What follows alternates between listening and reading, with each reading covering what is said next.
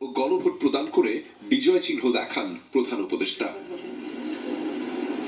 পরে সাংবাদিকদের জানান, আজ আনন্দের দিন, নতুন বাংলাদেশের জন্মদিন।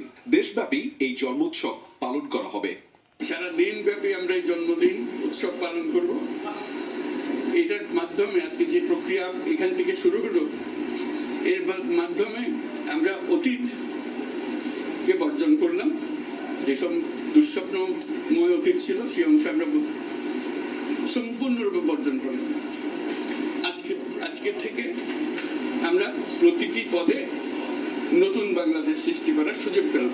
গণভোটে সবাইকে অংশ নেওয়ার আহ্বান জানিয়ে ডক্টর ইউনূস বলেন, এর মাধ্যমে বাংলাদেশের সংস্কার ত্বরান্বিত হবে।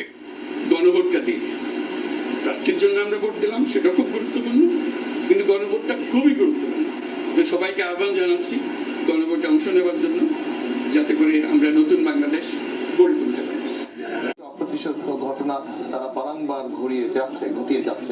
কাজে আমরা চাই না যে এইসব ঘটনা ঘটুক। যারা এইসব ঘটনা ঘটাচ্ছে তাদের প্রতি তো মানুষের বিরূপ ধারণা হবে বলে আমরা বিশ্বাস করি, কারণ ঘটনাগুলো তো ভালো না। তারা তো বিভিন্নভাবে বিভ্রান্ত করার বা অনৈতিক কাজ করার তারা চেষ্টা করছে। একটি তো সাধারণ টাইম ফ্রেম তো আছে, আমরা প্রত্যাশা করব যে সেই টাইম ফ্রেমের মধ্যেই জনগণ রেজাল্ট জানতে পারবে।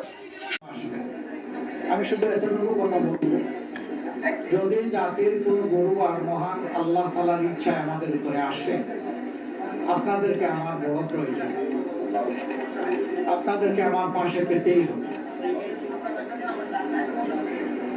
আপনারা যদি আমাকে সাহায্য করেন, আমাদেরকে সাহায্য করেন, তাহলে ইনশাআল্লাহ আমরা এ দেশ জাতির জন্য ভালো কিছু আশা করি করতে পারবো।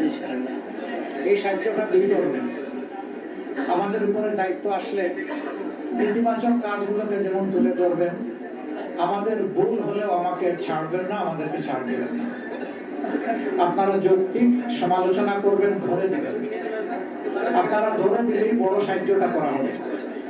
অতীতে আমরা দেখেছি যে কারণেই হোক, মিডিয়া অনেক সময় যারা শাসন ক্ষমতায় থাকেন তাদের মন্দ কোনো দিক, নেতিবাচক কোনো দিক তারা সমালোচনা আকারে সহজে তুলে আনেন না, অথবা আনতে পারেন না। যেটাই হোক, আমরা এটা চাইবো না।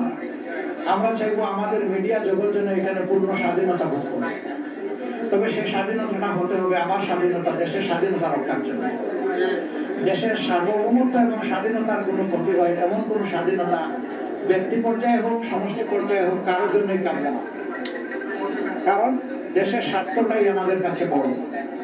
তা আমরা এটুকু আপনাদের কাছে আশা করব।